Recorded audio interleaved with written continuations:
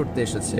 উদ্দেশ্য কি? তারা শুনেছে মদিনা নাকি অল্প কয়েকদিনের ব্যবধানে এক কোরাইশি ছেলের নেতৃত্বে শান্তির স্বর্গরাজ্যে পরিণত হয়েছে।